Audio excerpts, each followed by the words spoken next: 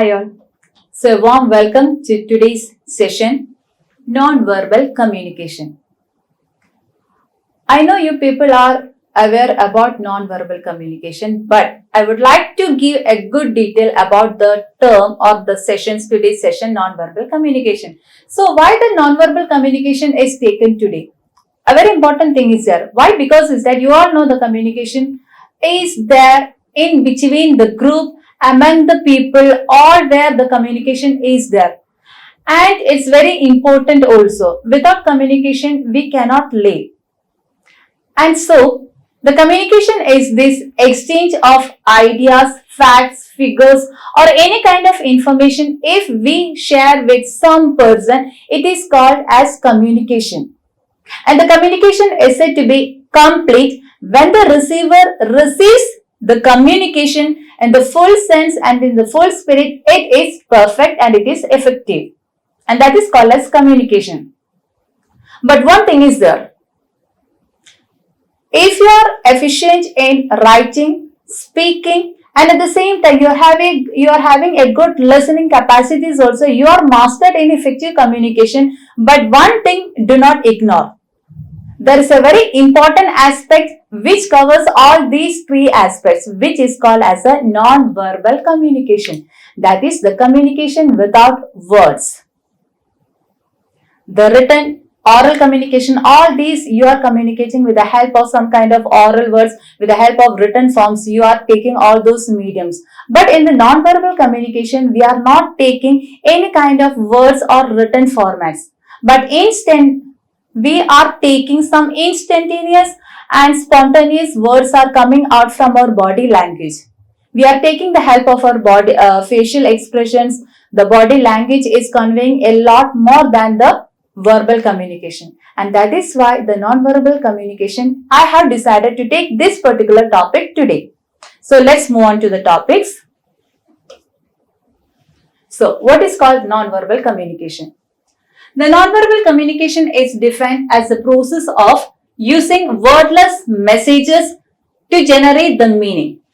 So if you communicate any kind of information, facts, figures without the help of words or written words, anything throughout a body language, it is called as a nonverbal communication. And the use of nonverbal communication conveys a lot of whole new meanings to the entire world, even to the person who is standing just near to me. So, these are the different forms of nonverbal communication. The first one, how we talk. For example, when we pause in between our talks, or if I am using stress on the words, or if I am using my gestures, if I am using my body parts like the hands, my legs, how do I stand? All these conveys the non-verbal communication. So the main features of the non-verbal communication are pointed here. The first one, it's a very crucial body language. Second, some organs are involved in the non-verbal communication, just like my eyes, my lips, my hands, my body posture, even my clothing also. All these covers the non-verbal communication. Body language, again, it's so expressive and demonstrative also. It supplements my verbal communication, all this non-verbal communication.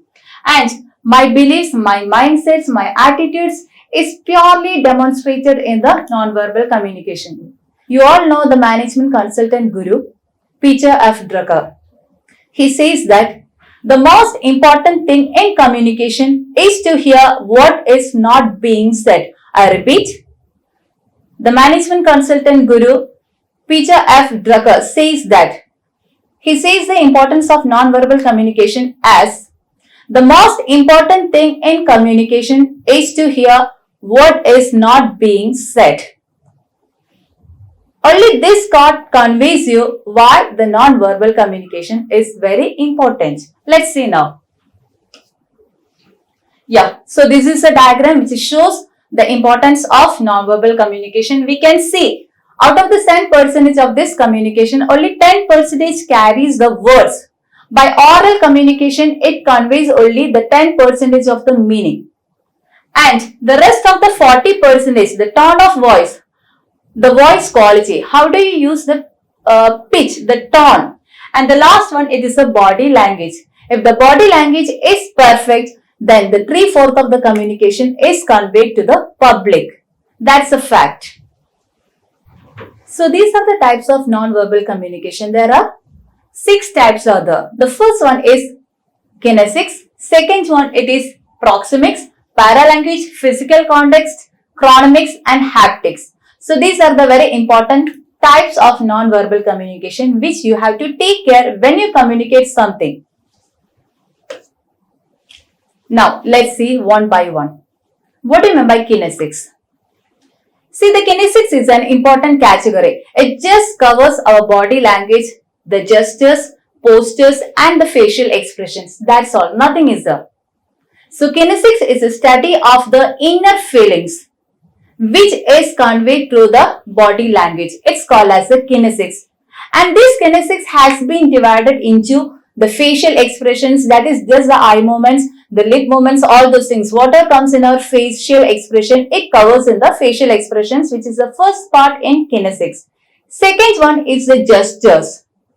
Gestures means that the movement of our body parts. It can be the movement of the hands, the arms, even the shoulders. What are body parts? If you move from from the stature to another state, it's called as a gesture.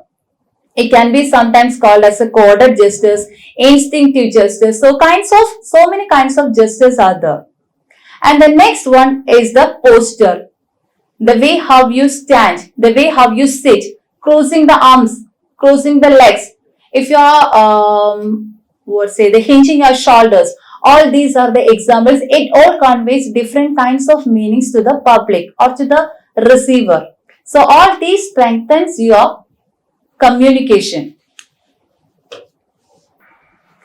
So this is a perfect example for kinesics. You can see a lot of body postures here. If a person feels guilty, see the body posture taken by him. If the person feels so apologetic or sorry, it's another posture that we take in. And at the same time, if the person feels so tired from after doing a hectic work, again he shows some kind of body movements. He is taking the help of his facial expressions, the postures he's standing out, the gestures, how he keep his body movements. All these helps to convey whether the person is tired or not. If he's still being energetic, he won't stay in the same posture. So this is the first part of the nonverbal communication, which is the kinesics. Coming on to the second one, proxemics. Proxemics is a study of space. How do we use the space around us? Here it says that how we use it, how it makes us feel more or less comfortable, and how we arrange objects and ourselves in relation to the space. Another management consultant, Edward T. Hall, says he had grouped all the spaces into 4 groups. The first one is the intimate space, second one is a personal, and the third one social, and the last one it is a public space.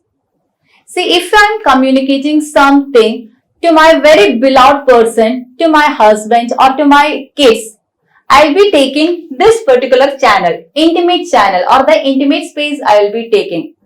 Sometimes I may be talking very softly or whispering to them. That's enough for the intimate space people, the people who are standing within the space of 50 centimeters.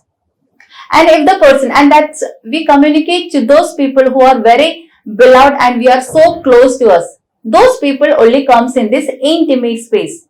And the next space is called as the personal space. We need our own space to communicate with those people. Maybe to our friends, to the teachers, maybe it depends upon the relationship how you have with the other people. And the space with this particular personal space ranges from 0.5 meter, 5 centimeter to 1 meter. So we need a little bit of space to communicate with these kind of people, and that space is called as the personal space.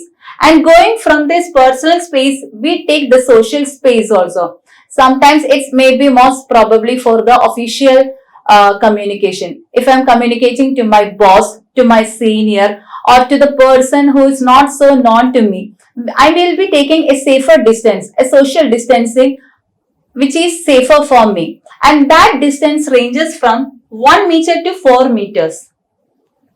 So in this particular area, the people who are not so close to me, but I know them, I'll be keeping a safer distance with these people. And the last one is the public space, which are strangers to me. It's just for the public gathering. Sometimes it may be the public meeting. Sometimes, most probably, the people who are listening the speaker's speech. All those things will comes in public spacing. It ranges from 4 meter or more. So this is all about the proxemics. And the next one, it is the paralanguage, which is very important, the tone of voice. It says the way in which you say the words. Here it only measures the voice quality. It's not the words quality or the quantity is not measured here. It's a voice quality. How the speaker is taking up the volume, pitch, speaking and the voice quality. Only these things are covered in the paralanguage. So the paralanguage, again, we have to focus on some of the expressions given here. The first one is rate. What is the speed of the speaker speaking? How many words he utter in a minute? It shows his confidence. Second one is volume. See, a very in-throat voice says that the person is so matured. If a person is speaking very flatly, it says that the person is not at all prepared, or he is not feeling, he is lacking some kind of interest in that particular topic. At the same time, if the person is having a broken voice or a shaky voice, it shows that the person is not at all confident on that particular topic. So all this comes in the volume how you speak it. Next one is the pitch. You have to incorporate the pitch, or you have to take the facility of the pitch when you speak something. You have to lower your pitch. Sometimes you have to higher your pitch in order to take the attention of the people, the audience. It's very important. If you are speaking in the same pitch, it will be remained as a monotonous speech, and at the same time, soon the audience will get distracted from your words. So in order to retain the attention of your audience or your receivers, you have to vary the pitch of your vary the pitch of the communication. And and the last one is the paralanguage. Why it's important? It's a perception. It depends upon the paralanguage how the people perceives the sender's communication, sender's information, the sender's warning. When you want somebody, all these elements are very important. And at the same time, when you advise some people, the pitch how you insert, the reach of words, the words how much you give in a second or in a minute, all these are very important in paralanguage. And going on to the next non-verbal communication mode, which is the physical context. Again, it also carries a good element in conveying a lot. It refers to how the color and the layout and the design communicate. For example, the furnitures in a particular room, the color, the texture, the layout of the particular area, all these conveys whether it is an informal communication or the formal communication. Say for example, now the place where I stand, all these conveys that it's a very important communication I'm going to do right now, because it all carries all the physical context elements here. The color of the room, the background, the screen, all these conveys, the furnitures. Say for example, when you are taking the case of a kindergarten school, you know the school appearance of a kindergarten and a higher secondary school is a bit different. The colors appearance or the wall designs applied in a kindergarten school is so funny. It's carrying lot of animated pictures. It tries to take the attention of those 4 to 5 years. Though the very small kid, it tries to take the attention of those very small child. At the same time, we cannot apply all those very animated pictures or the very colorful walls onto the higher secondary schools because the students are so matured. We need to keep a light color walls and the furnitures and the layout. We have to bring some kind of professional touch when we take classes for the higher secondary students or for the degree students. So all this conveys something different in non-verbal communication. It complements the verbal communication, the physical context.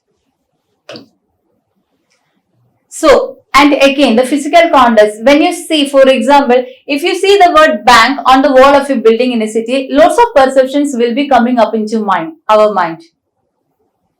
Sometimes by seeing that physical context, we may be thinking our thoughts will be getting deviated from the current status.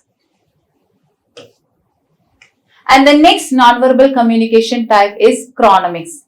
The chronomics is the study of how human beings communicate through the use of time. We attempt to control the time, trying to use it more effectively.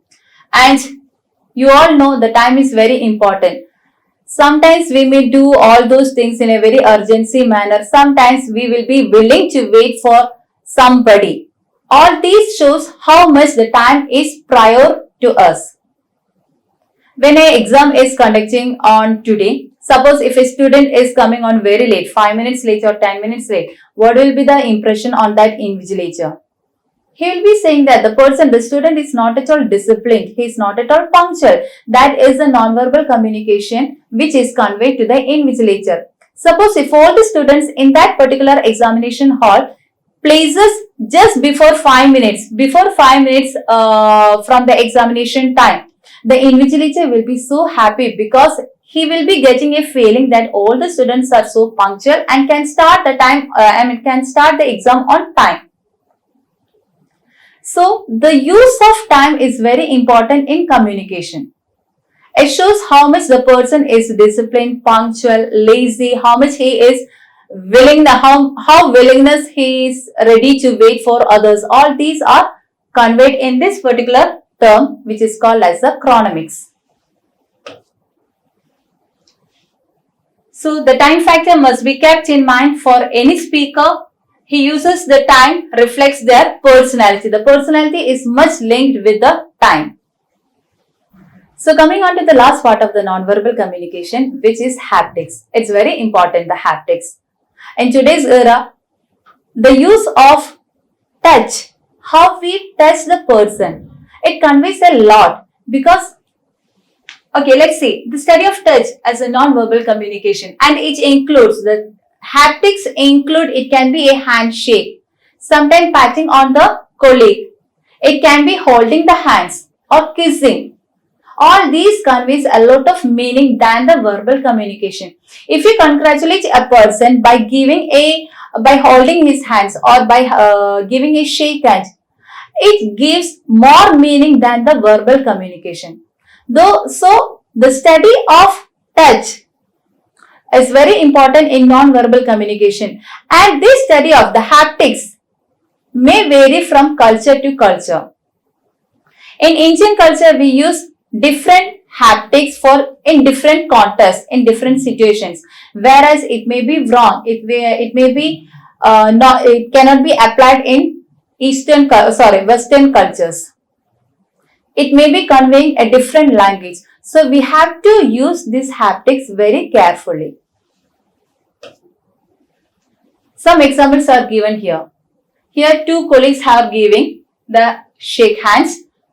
It's saying that, okay, we are in deal in this particular activity. It conveys a lot than the verbal words. Again, see, you can see a awkward touch here. The senior or the colleague is using this haptics in a wrong sense. So, the haptics can be used in the moral sense, at the same time it can be used in the wrong sense also. It depends upon from one culture to culture and the person's relationship. And again, I would like to wind up this session by showing you the importance of non-verbal communication once again. So it's the most important, the non-verbal communication is the most important part of our personality. It reflects the personality of the sender upon the receiver. Again, over 65% of the social meaning is conveyed with the help of all these 6 kinds of non-verbal communication. And why? What are the effects of this non-verbal communication? The first one, it is the repetition. It reinforces what the sender is trying to do. Second, coming on to the contradiction. It reflects different from it contradicts the message. What if the speaker is saying something untruthful? If the speaker is not meaning the real thing, but it can be read from his body language. So sometimes the non-verbal communication can be contradictory. The third one is the substitution. If you are feeling so difficult to express something in verbal words, we can substitute those things with the help of non-verbal communication by giving a congratulations or hugging the person. It substitutes the verbal words than it substitutes the more than the verbal words. And complimenting. Again, it complements the verbal messages by giving a pat on the back, or sometimes by showing the body language by taking, if I'm giving my hand movements to enter in, to asking a person to enter inside my room. All these complements my verbal words. Again, the accenting. Sometimes it accent or underline a particular word. See, I'm using lots of body expressions or the gestures here. So when I'm using my hands, it is trying to accent or underline that specific word. So if you are using the non-verbal communication very effectively, when you communicate something, it will be easier for the listener or the receiver to take the same communication in the full spirit and in the full sense what you are trying to convey. And that's for today for non-verbal communication. Catch you all in the next session. Thank you. Thank you for the day.